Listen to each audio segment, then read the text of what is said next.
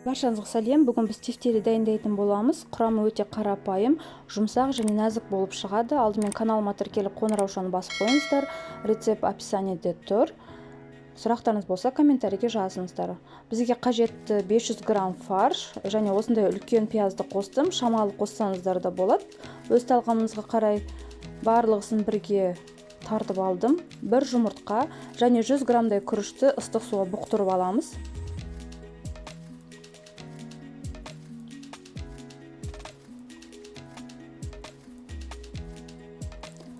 Шай қасықпен қара бұрыш, кориандр, хмели сунели және тұзды өлшеп салып, қолмен жақсылап араластырып аламыз.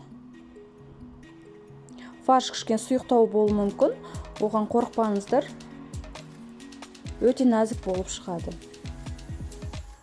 Міне фаршымыз дайын болды. Енді кішкене қасықтан алып, тефтели дайындайтын боламыз. Мен оны ұнға ұнатып алып отырдым. Алдын ала дайындап алған, өте ыңғайлы.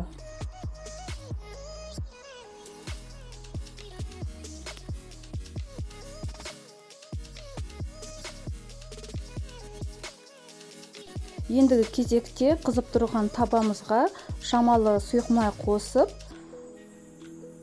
тефтелиді қуырып аламыз. Екі жақтан 2 немесе 3 минуттан қуырып алсаңыздар жақсы болады.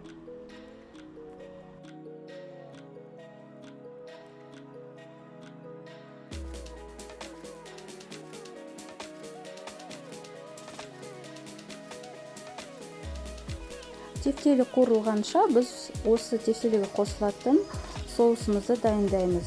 Үлкен ас қасықпен томатымызды алып, оған 1 шай қасық қант, жарты шай қасық тұз қосып, егер сарымсақ болса, 2 бас сарымсақ қосуға да болады. Және 1 стакан су.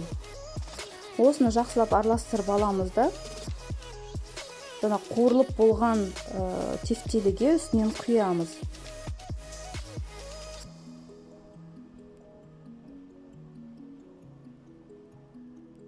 Егер тефтели соусқа батпаса,